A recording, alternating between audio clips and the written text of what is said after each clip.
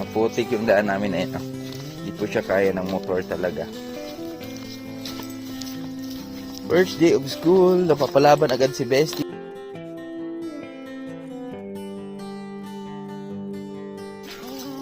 Po, ma'am. And ako pala po si Narcopia El Bolangues. Nakatira sa Sitio Ilaya, Bundok Street.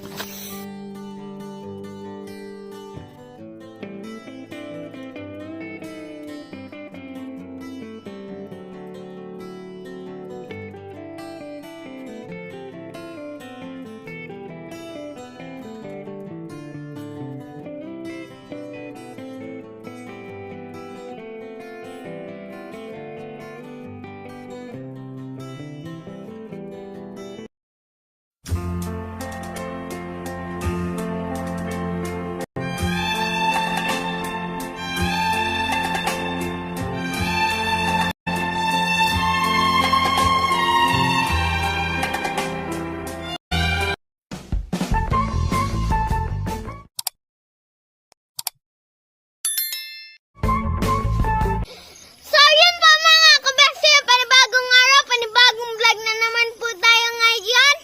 And shoutout pala po sa minahal naming viewers dyan sa nagsasupport po sa akin.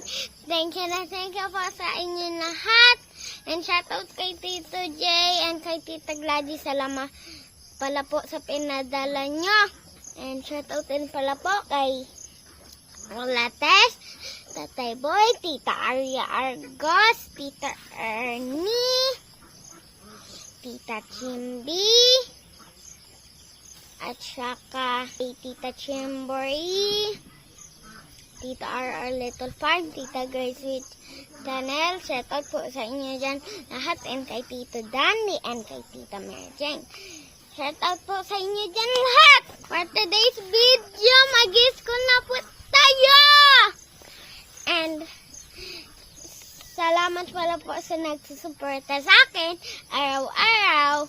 And mag-i-school na po tayo ngayong 29 kasi excited na po ako ngayon. Kaya meron na po tayo mag-Bisaya mga kabesti. Nilipat na po tayo ni Papa sa Calamba kasi mas malayo po yung San Francisco. Opo. And saan niya na po kami. Let's go! Mga kabesti, pababa na tayo. So, yan sa amin nga ni Bestie. Lilipat na daw siya ng school lang muna dito sa Calamba dahil marunong naman daw siya mag-Bisaya at nakakaintindi na siya ng Bisaya. So kaya inano ko lang siya nakaraan doon sa St. Francis para matuto agad siyang mag-Bisaya. So ngayon naman ay eto na. So para di din masyadong pagod yung ating baby dahil pag sa Giholangan kasi nakakaawa. Sobrang layo ng biyahe. So dito mas mabilis lang ngayon naglalakad lang muna kami dahil po sa wala po tayong motor kasi yung motor namin nasa baba dahil nga po doon sa ulan. Oo, kahapon. Kaya dito na tayo sa Calamba. First day of school ni Tiang. Yeah. Tapos yung teacher niyang mabait, si Teacher Annalyn. Yan, ito yung buhay namin dito. Yan yung uniform ni Ate Piyang bagong uniform niya. Yan, parang pabo. Bumukad-bukad. Parang kang pabo dyan, be. Yan.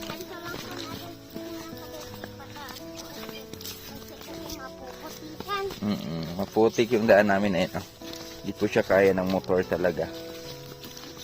Kaya naman ng motor kaso lang kawawa naman yung daan natin, nasisira yan. Kaya sisimento muna natin yan. Okay. Tipid na po tayo sa favorite club natin. Diba po ka? Tama.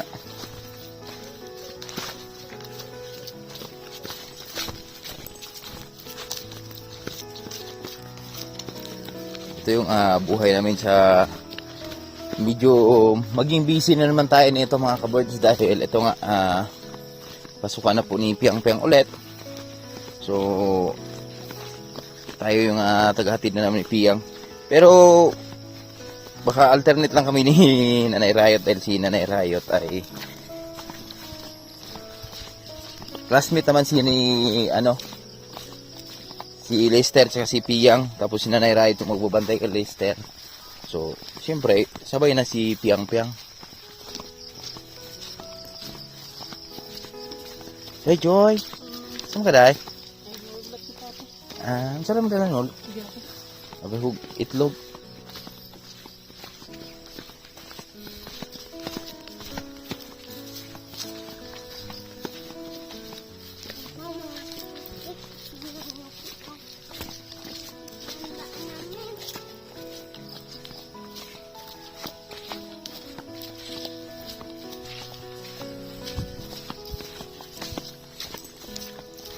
First day of school, napapalaban agad si Bestie sa kanyang first day of school. Mga kabesi, nakalahati na natin yung daan para hindi pa tayo napapagod. Tama, dahil wala pong init. Opo. Kasi pag mainit, napapagod. Agad-agad tayo. Kasi tag-ulan na po ngayon. Wala na po init. Tama. May bagyo po. Wala naman pong bagyo mga kabesi. Ulan lang po ito. Diba po pa? May bagyo, be? Ah? May bagyo. Parating? Parating.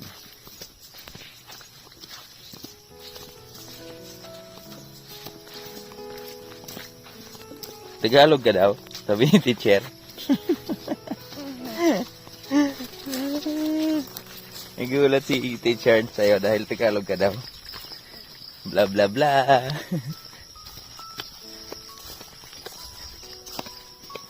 Mga kabesi, alam niyo ba po mayroon na kumagisaya? Yung Bisaya ka.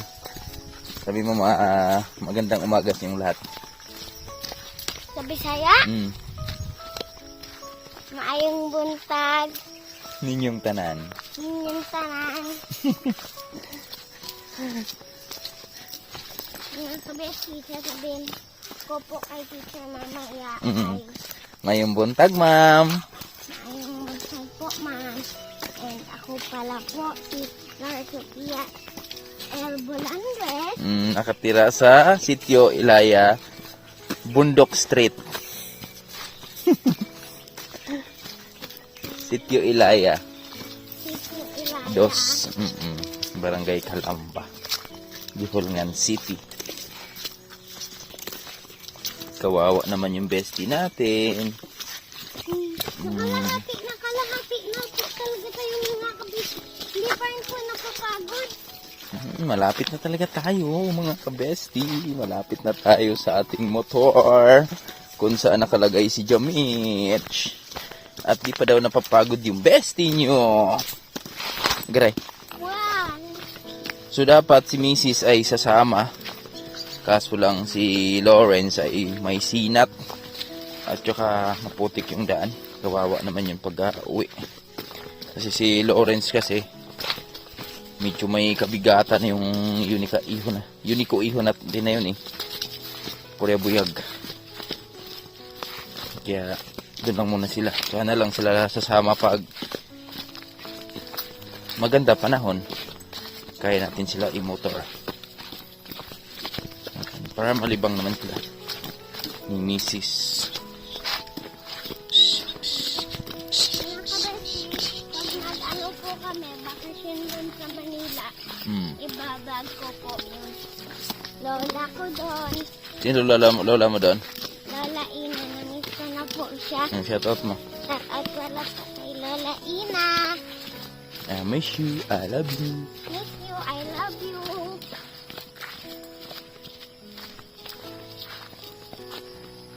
Hayaan mo na po, Lola Ina, pag nakasweldo-sweldo na po kami, baba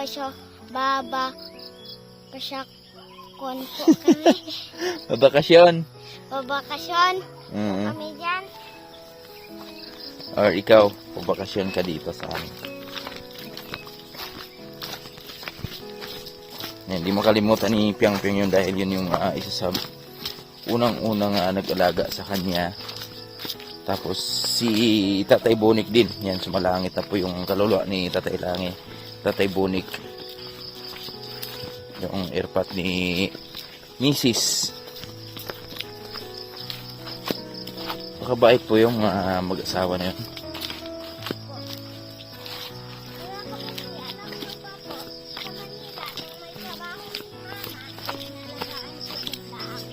Tama.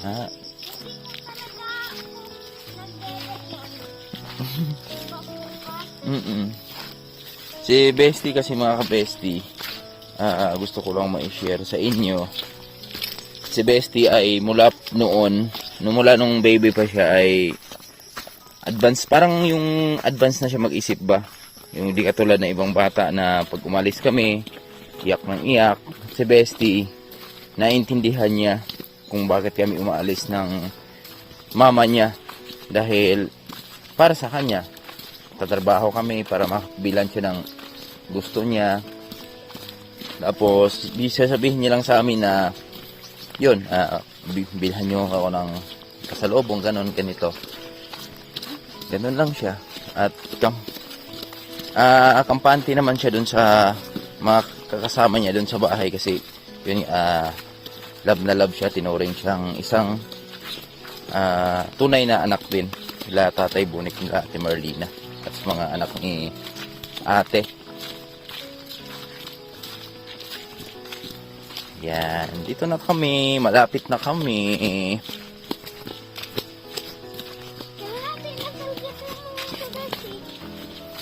Lapit na tayo, lagpas na sa kalahati. Oh, mga ka-bestie, 10 minutes na kaming naglalakad ni Ate Piang pababa.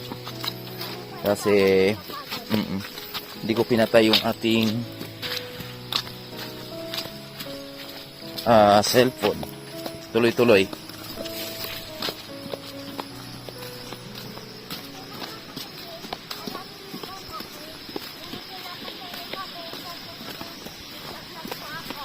Tama.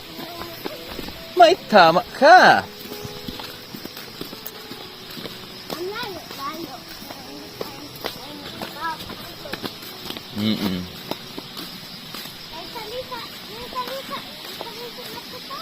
May baon ka, be?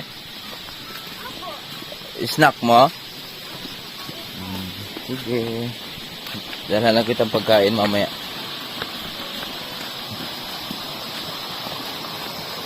Kulay. Tring, tring, tring.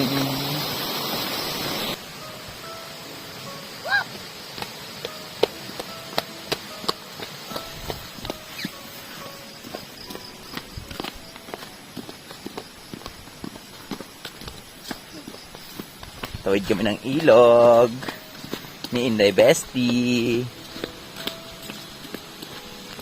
Gre.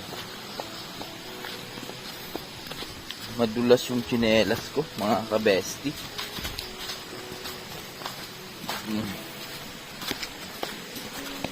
Ganon lang siya katagal, mga ka-bestie, pag nilakad mo yung ating pababa hanggang dito sa kaya ng motor, no? Pag maulan. Dito. Lamang nga yung mga bata ngayon dahil yung iba marami nang nagkakamotor na, may service na sila. Di ka talaga katulad sa amin dati na kami ay maglalakad talaga hanggang doon sa school namin. At pag tag-ulan, hirap kaming bumangon. Tapos pag mga ganitong mga ka-bestie, gusto ko lang din i-share sa inyo. Yung itong tag-ulan. Madalas niyan ay pag pumapasok kami, madalas yung uwi namin. Dahil dati kasi wala pa kaming mga buta. Paalang talaga. So pag nadulas kami, siyempre mapuputi ka na yung uniform mo. O balik na sa taas. Di na papasok. Kasi di katulad dito ngayon nila, ayan, si Bestie. May, may buta na ba? Ang buta kasi isa yan sa mas matibay na pangpakapit sa lupa. Yan, dito na kami sa motor at medyo makulimlim yung ating panahon. Isang salita. Tama.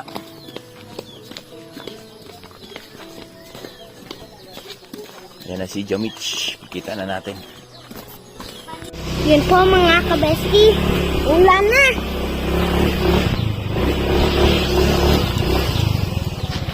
Maambon.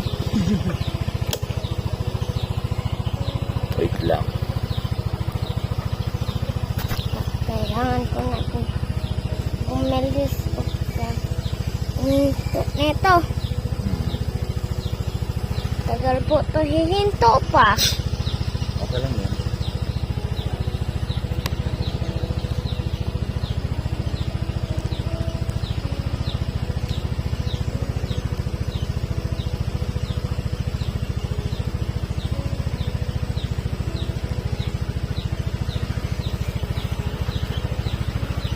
Tara.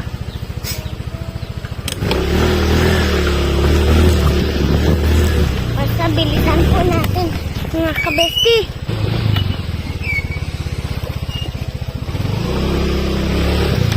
Okay.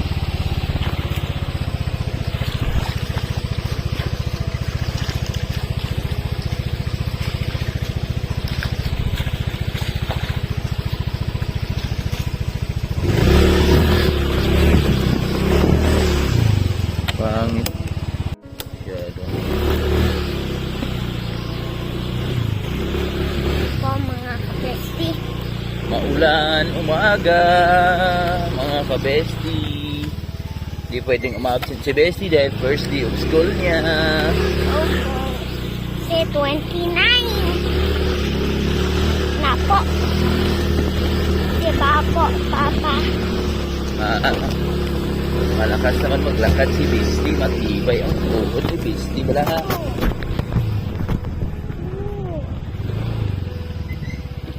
Dito na tayo daan,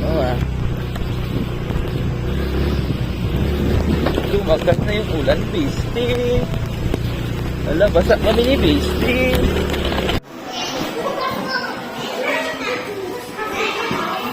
Ganda ng sulat,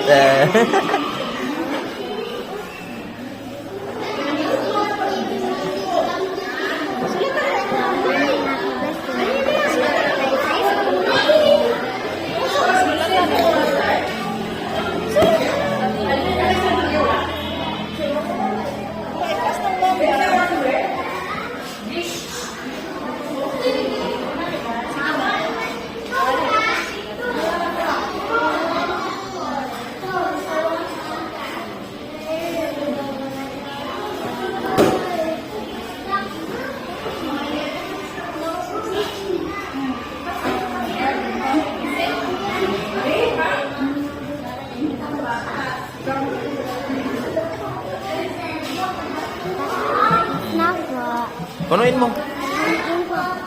Punuin mo. Tapos pasa mo kay ma'am.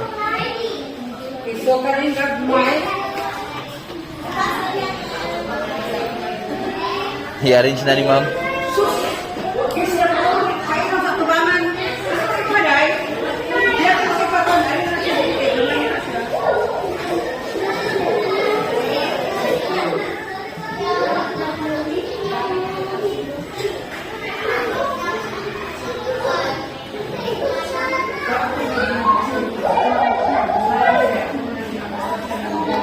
Wala akong practice po sa bahay.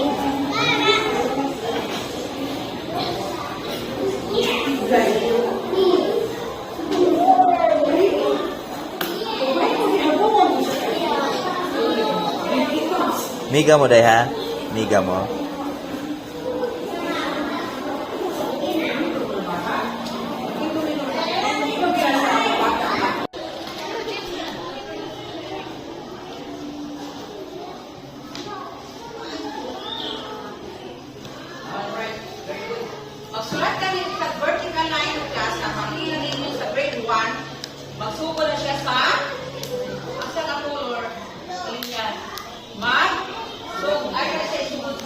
Blue.